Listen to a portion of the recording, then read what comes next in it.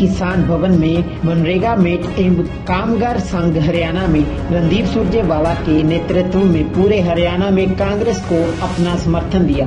इसके लिए रणदीप सुरजेवाला ने यूनियन के पदाधिकारी का धन्यवाद किया और कहा कि वोट डालते समय यह जरूर ध्यान रखें कि कौन मजदूरों का दुश्मन है, कौन आपके अधिकारों को छीन रहा है और कौन आपका झंडा अपने हाथों में उठाए हुए हैं, वह कांग्रेस के लोग हैं जो आपके साथी हैं। आपसे विनती करता हूं कि आप सब मदद कीजिए। देखिए आदरणीय साथी, मजबूरी है, कुछ ना कुछ तो कहना पड़ेगा। मैं अब आपसे पूछता हूं, हिसार के बीजेपी के कैंडिडेट को वो क्या कहेंगे कमल गुप्ता जी को, थोड़ा वो भी बताएं। रणदीप जी, नायब सैनी का बयान आया है कि कर्मचारियों। आदरणीय साथी, ये हारे हुए जो आदमी है ये उसकी भाषा है। कर्मचारी हमारे बेटे और भाई नहीं है क्या? वो भी हमारे बेटे और भाई हैं।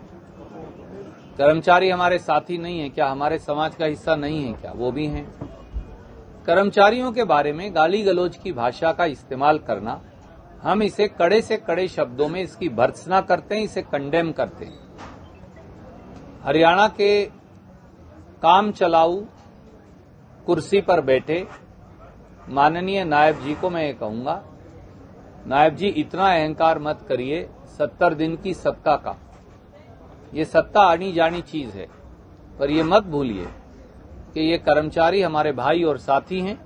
हाँ, अगर कोई अनुशासनहीनता या भ्रष्टाचार कर रहा, आप कार्रवाई करिए, पर गाली देना ये किसी अच्छे पद पर बैठे या किसी व्यक्ति को भी शोभा नहीं देता। 52 दिन पहले जो है भंग करना पड़ा कैबिनेट को, सर क्या सरकार एक नाजायज सरकार थी, ये मैं आपको कई बार कहता आया हूं। नाजायज से मेरा मतलब है कि वो वोट की चुनी हुई सरकार नहीं थी।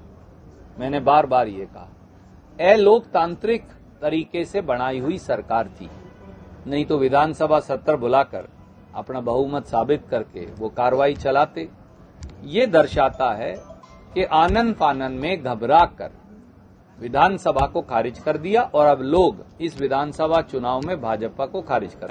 अखिल भारतीय कांग्रेस कमेटी इस पर टिप्पणी करेगी, पर मेरा ये मानना है किसी मुख्यमंत्री या किसी नेता, वो किसी पार्टी से भी हों, गैर कानूनी, अप्रजातांत्रिक, गलत तरीके से उनको जेल में रखा गया, श्रीमान अरविंद केजरीवाल को, और सुप्रीम कोर्ट और न्यायपालिका ने ये निर्णय किया कि ये पूरी कस्टडी गलत थी।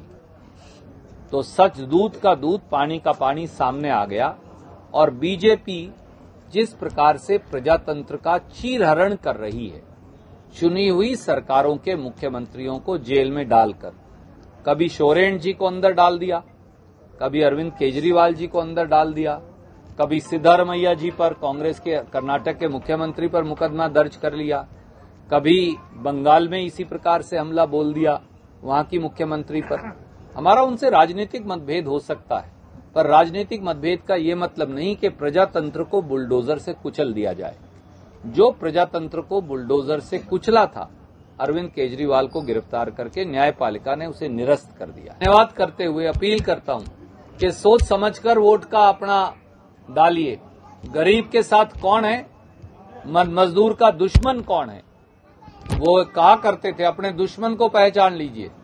आपके अधिकार कौन छीन रहा है, मनरेगा को बहन कौन खत्म कर रहा है, और कौन मनरेगा का झंडा उठाए हाथ में खड़े हैं, एक तरफ कांग्रेस का तिरंगा, एक तरफ मनरेगा मजदूर का झंडा।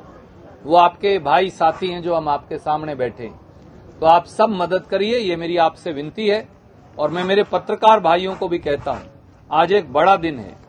मैं आपसे ये अनुरोध करूंगा, मैं इसकी एक प्रतिलिपि आपको दे रहा हूं, चाहे वापस दे दीजिएगा। एक फोटो लेके आप आपस में सर्कुलेट कर लीजिए ताकि हर पत्रकार मित्र को ये मिल जाए। एक फोटो आप ले लीजिए और फोटो लेके आप सब साथियों को एक ग्रुप में डाल दीजिएगा ताकि आपको ये मिल जाए सारा प्रस्ताव जो है। तो मैं इनका धन्यवाद करते हुए मेरी वाणी को विराम देता हूं और पत्रकार मित्रों को कहता हूं, कोई भी सवाल आप पूछना चाहें। आपने कल ये सवाल पूछा था, मुझे ये विश्वास है कि कैथल की जनता की सेवा में आदित्य जो हैं वो एक कारगर सेवक और एक अच्छे मिस्त्री साबित होंगे। पुराना मिस्त्री तो कैथल के पास है ही, मैं तो हुई सेवा करने के लिए। बहुत बहुत शुक्रिया।